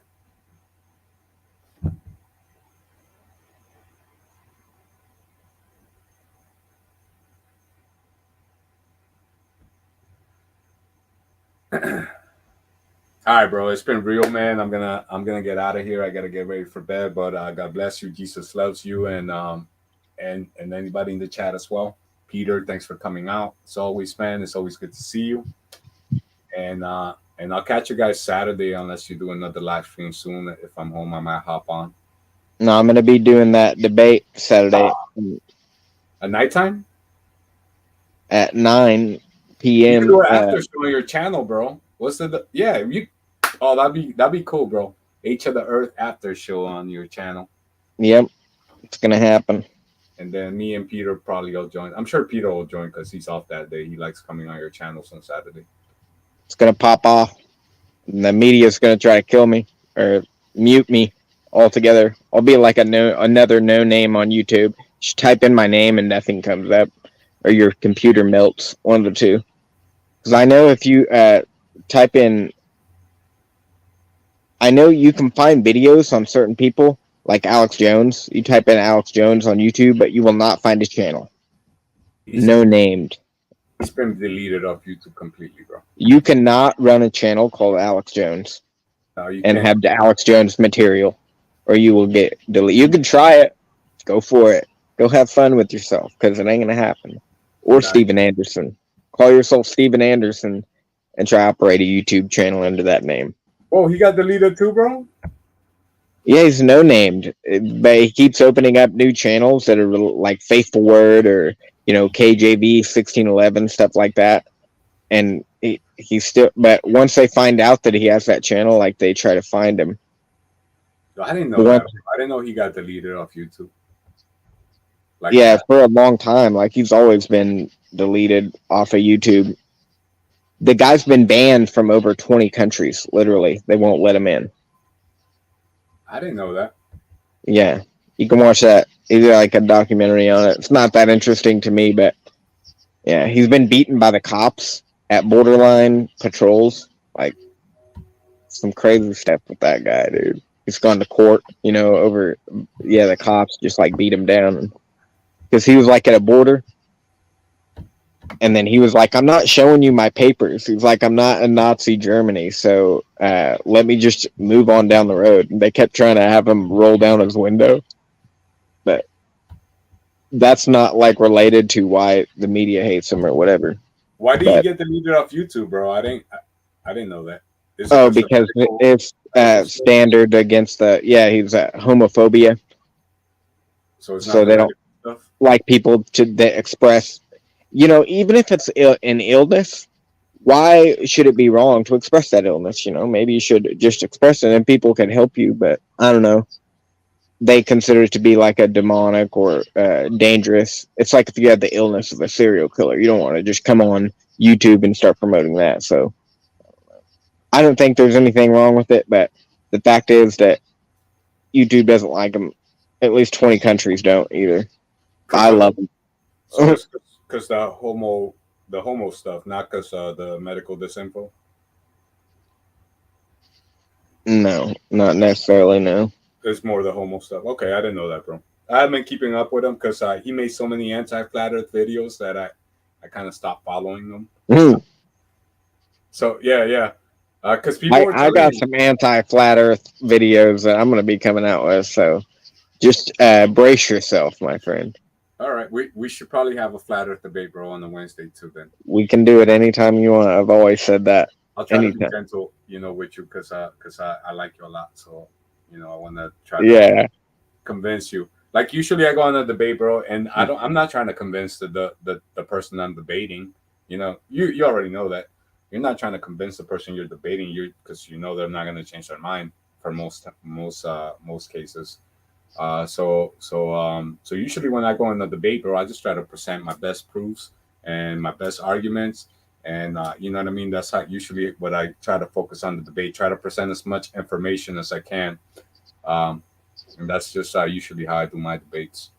Because if I can come up with 40 minutes, if it's an hour and a half debate, then I expect to try to get all the information I got planned out for 40 minutes in that hour. All right, well, did you see the debate with Peter? You watched the whole thing?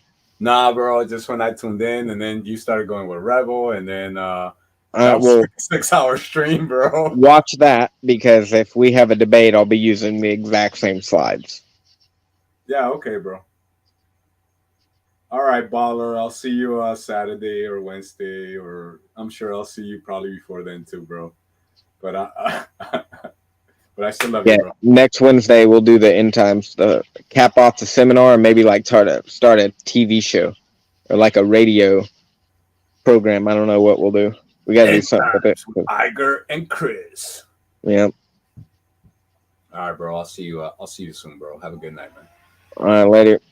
Everybody, thanks for tuning in, and God bless America. I'm out.